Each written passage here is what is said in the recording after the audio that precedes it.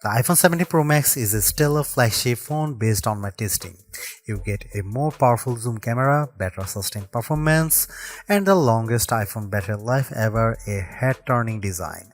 The iPhone 17 Pro Max is still behind the competition on AI and it's a bit thick and heavy, but overall it is easily one of the best big screen phones yet. The iPhone 17 Pro Max will not be ignored. It sports a love it or hate it design that takes the camera bar across the entire back of the phone, and it comes in a cosmic orange color you can see from space. But this flagship brings more to the party than just a bold new look. That ultra-wide camera bar houses a powerful new 48MP telephoto lens for better zoom shots, and Apple delivers better sustained performance thanks to a new vapor chamber cooling system that enables the blazing A19 Pro chip to keep going strong when you are playing intense games. And in a bigger battery, a less reflective display, and a tougher design on the front and the back, plus a nifty new selfie experience, and you have one of the best phones money can buy. But I have some pretty big complaints too. Here is my iPhone 17 Pro Max's review. The iPhone 17 Pro starts at $1,199 for 256GB of storage, and that price goes all the way up to $2,000 for 2TB of storage. This is the first time Apple is offering 2TB in an iPhone. The iPhone 17 Pro Max is available for pre-orders now, and the release date is September 19. Apple took a risk with the iPhone 17 Pro Max redesign, and I actually think it pays off. What was just a camera bump in the top left corner is now a mammoth camera bar that Apple calls the plateau. Some may not like it, but to me it actually feels more pro. And this area houses more components than before, so Apple could give the Pro Max a larger battery. Apple also ditched the titanium band for an aluminum unibody design because aluminum is lighter and 20x more thermally conductive, and that means the iPhone 17 Pro Max should feel cooler in your hand. The rounded edges of the phone have a soft touch feel to them, making the phone less slippery to hold than the iPhone 16 Pro Max. The iPhone 17 Pro Max is made tougher too. The 6.9-inch display is protected by Ceramic Shield 2, which has 3x better scratch resistance, and there is Ceramic Shield on the back that's 4x more resistant to crack than the previous glass. The Ceramic Shield back gives the Pro Max a two-tone design, which I really like, and it's more pronounced on the Cosmic Orange model than the Deep Blue model I tested. And you can also choose silver, but Apple oddly omitted black from this year's color options. Unfortunately, the iPhone 17 Pro Max is thicker and heavier than the iPhone 16 Pro Max. It measures 6.43 by 3.07 by 0.34 inches and weighs 8.22 ounces compared to 6.42 by 3.06 by 0.32 inches and 7.99 ounces. By comparison, the Galaxy S25 Ultra is 6.41 by 3.06 by 0.32 inches and just 7.69 ounces.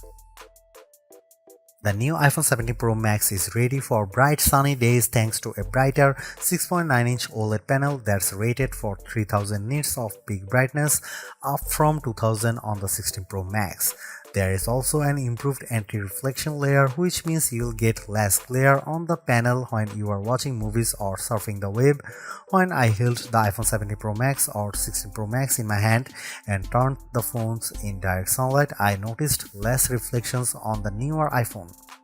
When I put the iPhone 17 Pro Max next to my S25 Ultra to play one battle after another trailer, Samsung's phone looked a bit brighter but suffered from slightly more glare. In our test, the iPhone 17 Pro Max reached a slightly higher 1899 nits compared to the Samsung's 1860, but the Pixel 10 Pro XL blew them both away with 2555 nits. The iPhone 17 Pro Max also fell behind the Galaxy and Pixel in color reproduction, reaching just 77.6% in the DCI-3 color space test. And its colors aren't as accurate as what you would get on either S25 Ultra or Pixel 10 Pro XL.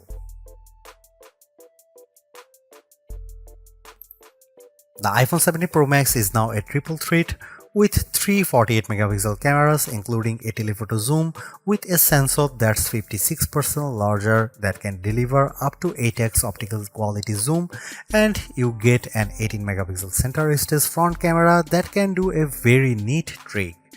Here are some camera samples of the iPhone 17 Pro Max.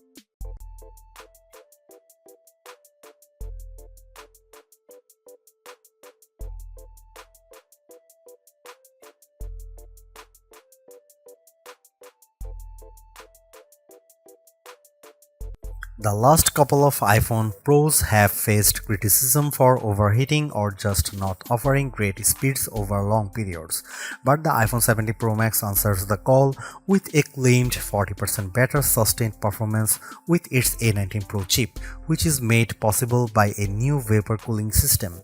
The A19 Pro packs a 6-core CPU and 6-core GPU, complete with neural accelerators for each core. The idea is to give you better performance when doing things like generating AI images. Sure enough, I found that Image Playground generated images 3 to 4 seconds faster on the iPhone 17 Pro Max versus 16 Pro Max. The iPhone 17 Pro Max flies through demanding games like Destiny Rising.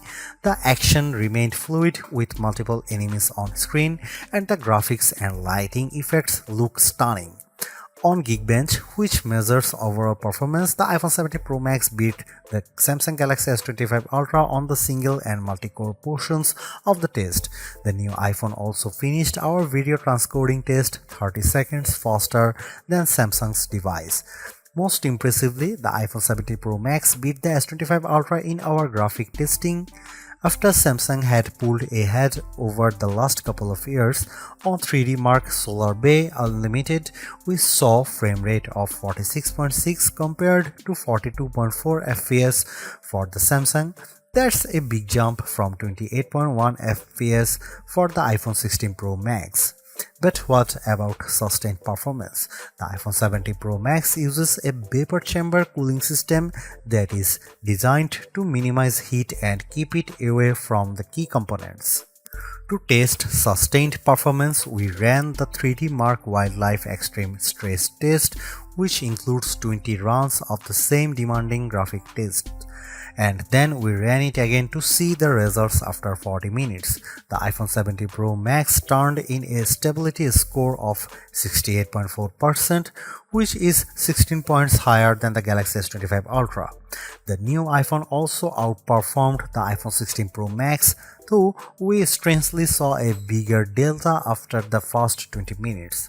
We also measured the temperature of the phones using a laser thermometer, and the iPhone 17 Pro Max and S25 Ultra were about the same. The iPhone 17 Pro Max promises to deliver the longest battery life in a phone, and our first round of testing seems to back up the claim. After streaming a YouTube video for 5 hours at 50% screen brightness at over Wi-Fi, the iPhone 17 Pro Max was at 88% battery.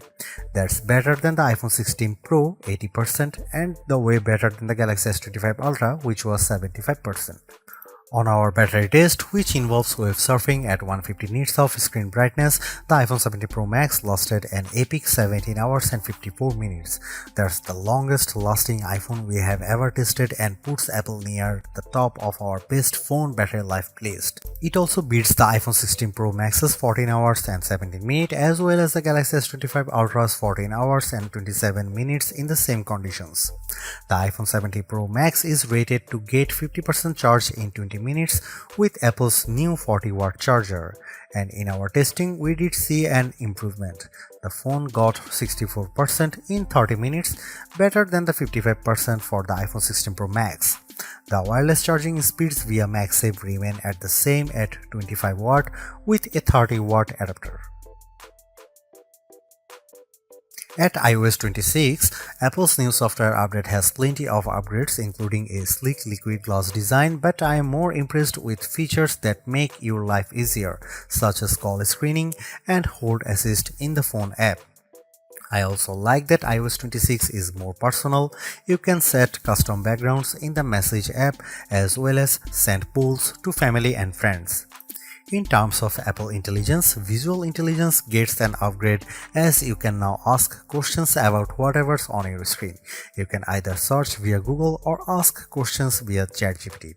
However, Apple is behind Gemini Live here as Google's AI can analyze your screen live and you can ask Google's Assistant questions in real time. With Apple, you have to take a screenshot first and Siri doesn't answer you, ChatGPT does via text. There is other noteworthy Apple Intelligence upgrades including live translation in Messages, Phone and FaceTime, smarter shortcuts and a more capable image playground now with better support for expressions and better ChatGPT integration. Overall, though, without the new full-fledged Siri on board, which is not coming until 2026, the iPhone 17 Pro Max lacks the true wow AI feature. Some good examples are cross-app actions on the S25 Ultra and being able to make edits or photos using just your voice on the Pixel 10 series. The iPhone 17 Pro Max is the phone to get it if you love iOS and you want a big screen and the longest battery life possible. The iPhone 17 Pro is also great too if you prefer a design that's more compact. I would personally not upgrade if you have an iPhone 15 Pro Max or iPhone 16 Pro Max. The enhancements aren't compelling enough, but if you are coming from an older iPhone 14 Pro Max, I could definitely recommend stepping up to the new iPhone. You will enjoy a larger and brighter 6.9-inch display on Apple's newer phone, considerably faster performance, a tougher design, longer battery life, a better and smarter center stage front camera and other perks like audio mix for your videos. And even though there is no true killer Apple Intelligence feature yet, the iPhone 17 Pro Max is in line to get the new and improved Siri when it's finally ready. Is the iPhone 17 Pro Max the best phone overall? I would argue that the Galaxy S25 Ultra is better in some ways, including its AI features and zoom cameras, but if you are in the Apple ecosystem, the iPhone 17 Pro Max will make you happy, extra large camera bar and all.